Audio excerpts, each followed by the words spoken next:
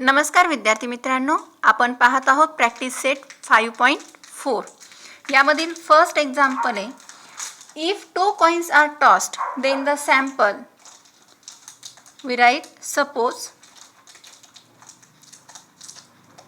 2 coins are tossed, then S is equal to HH, HT, TH and TT. Then the number of S is equal to 1, 2, 3, 4. Then first event is, right, A is the event that getting at least one head. Getting at least one head. Therefore, A write as A is the event that getting at least one head. म्हणजे काय की निदान एक छापा तरी पाहिजे, कमीत कमी एक छापा मिळणे. हेड बरोबर आहे. मग आता एक छापा, कमीत कमी एक छापा म्हणजे एकापेक्षा जास्त असले तरी चालणार आहे. मग ज्या ठिकाणी एच आहे असे सॅम्पलमधून काउंट करायचे. एकापेक्षा जास्त असले तरी चालणार आहेत म्हणजे 1, 2, 3 म्हणजे एच एच, एच टी आणि टी एच. म्हणून number of A is equal to 1, 2, 3. Then we write the possibilities of A. Therefore, P of A is equal to, write the formula, number of A upon number of S. Therefore, number of A is the 3 and number of S is 4. Therefore, P of A is equal to 3 upon 4. Next event is, B is the event that getting no head. Getting no head. Head means छापा, ज्याच्यामध्ये हेडच नाही आहे असा कोणता आहे. S मध्ये बघायचं आहे T T. Therefore B is equal to T T. इथे एच नाही आहे म्हणजे हेड नाही आहे, ज्याच्यामध्ये हेड नाही आहे, एकही छापा न मिळणे अशी ही बीची घटना आहे. म्हणून B is equal to T T. Therefore number of B is equal to 1. Therefore we write the possibility of B is equal to P of B is equal to number of B upon number of S. Therefore number of B is 1, number of S is the 4. We write the P of B is equal to 1 upon 4. Next example बघूया. Second example is, if the 2 dice are rolled simultaneously. Dice म्हणजे काय? Fossa. एका फाशावरती number असतात 6.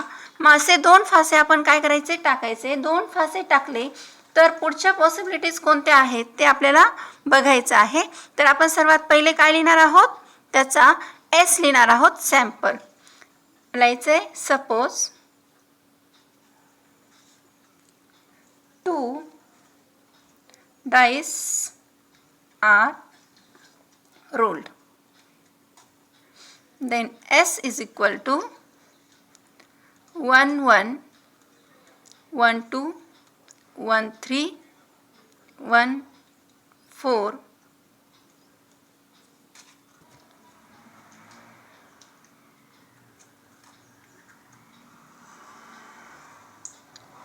Then the number of S is equal to, count all these numbers, there are 36. Therefore, number of S is equal to 36.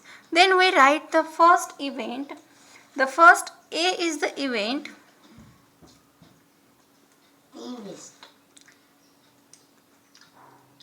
that the sum of the digit on the upper face is at least 10.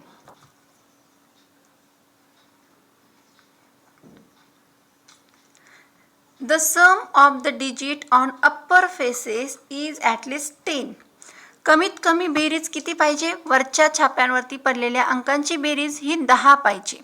मग आता 10 असलेले अंक काय करायचे? आपल्याला मोजायचे आहे. कमीत कमी 10 ॲटलिस्ट म्हटलं की त्याच्यापेक्षा जास्त असले तरी चालणार आहे. म्हणजे या ठिकाणी ह्या 2 अंकांची बेरीज आपल्याला काय करायची आहे? 10 बघायची किंवा 10पेक्षा जास्त असले तरी चालणार आहे. म्हणजे 10, 11 आणि 12. कारण लास्ट नंबर आपला कोणता आहे? 6. म्हणजे जास्तीत जास्त बेरीज 6 + 6 किती असू शकते? 12 असू शकते. म्हणून या सॅम्पलमधून ज्या अंकांची बेरीज 10, 11 आणि 12 10, 11 अँड 12 असेल असे अंक आपण एमध्ये लिहिणार आहोत. देन वी राईट 1 + 1 2 नाही येणार. 1 + 2 1 + 1 2 नाही येणार. 1 + 2 3 येतात नाही येणार. 1 + 3 नाही येणार. असे शोधायचे. आता 1 + 6 7 येतात. 3 + 5 नाही येणार. 3 4 6 5 2 7 2 6 8 3 1 नाही. त्यानंतर बघा काउंट करा. 3 + 5 8 3 + 9 6 4 1 नो. 5 + 4 नाही येणार. 6 आणि 4 म्हणजे 4 6 10 आले. ओके. देन 5 5 10 5 + 6 11 म्हणून 5 6. त्यानंतर आणखी पुढचा नंबर येणार आहे 6 5 आणि लास्ट नंबर येणार आहे 6 6. अजून एक राहिला इथला 6 4. त्यानंतर आपला 6 5 आणि लास्ट आहे 6 6. बघा 4 + 6 10 5 + 5 10 5 + 6 11 6 + 4 10 6 5 11 6 6 12. अशा प्रकारे आपण त्यांची बेरीज 10 11 आणि 12 आहे असे नंबर सॅम्पलमधून शोधलेत. Therefore number of A is equal to 1 2 3 4 5 6. Then we write the probability of A is equal to number of A upon number of S. Number of A is the 6, sample is 36. We write this fraction in simplest form. 6 1s are 6, 6 6s are 36, 1 upon 6. Our answer is P of A is equal to 1 upon 6. Second event is B is the sum of the digit on the upper faces is 33. B is equal to बघा काय सांगितलं की upper फेसची total किती आली पाहिजे? 33. पण जर आपण सॅम्पल बघितला तर त्या सॅम्पलमध्ये जे मोठे नंबर आहे 6 + 6 12 जास्तीत जास्त बेरीज जी आहे अप्पर फेसवरची ही 12 असू शकते. 33 येऊ शकत नाही. त्यामुळे या ठिकाणी बी हा संच जो असणार आहे तो एम्प्टी असणार आहे. B is equal to empty set. Therefore number of B is equal to 0. Then we write the probability P of B is equal to number of B upon number of S is equal to 0 upon 36. That means 0.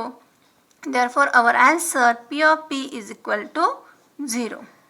Then the third event is that the digit C is the digit on the first die is greater than the digit on second die.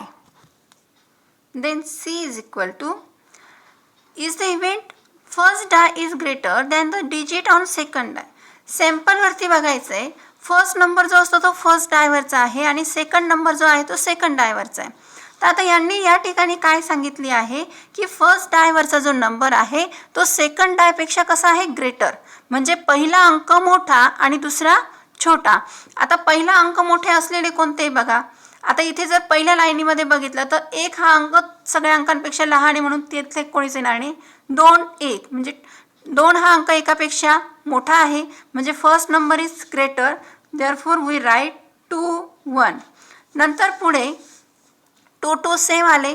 पुढे सगळे 2 लहान आहेत दुसरा number मोठा आहे सोडून द्या. Next घ्या 3 1.